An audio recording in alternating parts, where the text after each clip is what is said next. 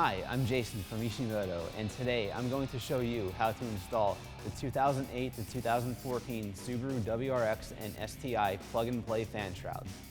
Tools needed for this installation are 10mm socket, 12mm socket, 3/8 drive ratchet, small flathead screwdriver, 10mm wrench, 12mm wrench, 13mm wrench, 24mm wrench or socket, a pair of pliers, a funnel, and long life coolant from your dealership. Install time is about 2 hours. Install difficulty is 3 out of 5. First, you want to raise the vehicle up either with a jack or a lift and make sure it's well supported.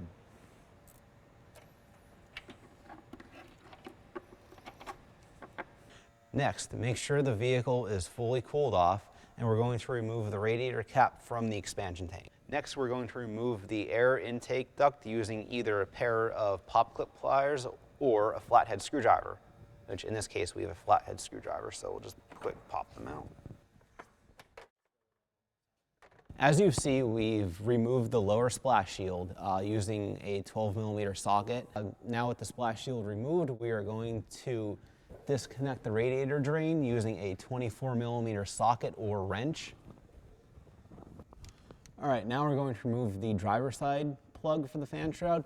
This is very easy because it's pretty open, so you just take it with the clip and pull it out. Now we're ready to disconnect our lower hose. A little bit of coolant might come out when you remove it from the radiator, so no big worry. Just have a drain pan underneath it. Using a pair of pliers, remove the upper hose clamp. Now, using the pair of pliers, remove this small ancillary hose from the radiator as well.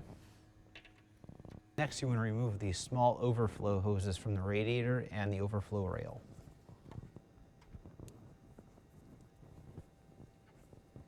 And now we're going to remove 2 of these 10mm bolts using a 10mm socket, but not this one from the fan yet.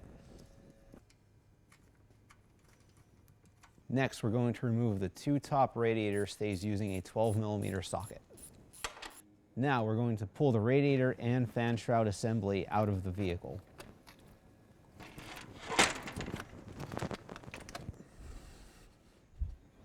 Because of clearance issues with our X-line radiator and the overflow bottle, you have to remove the fan shroud, radiator, and overflow bottle assembly as one out of the car. Now that it's out of the car, I can show you how this removes from the fan shroud.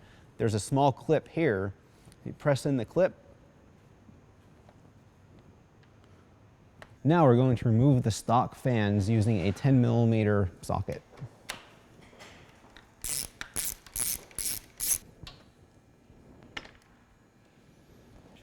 Now we're going to install the Mishimoto plug-and-play fan shroud onto the Mishimoto X-line radiator.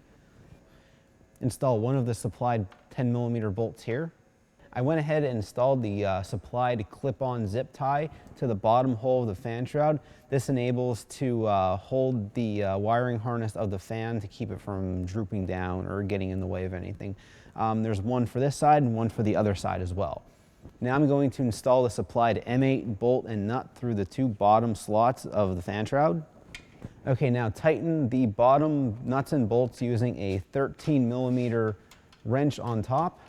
An added benefit of the Mishimoto plug-and-play fan shroud is that we've also designed it to work with the stock radiator as well, as you see it installed here.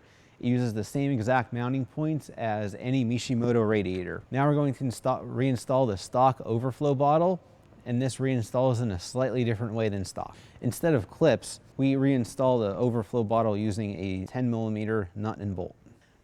Next step is to install the Mishimoto radiator and plug-and-play fan shroud assembly.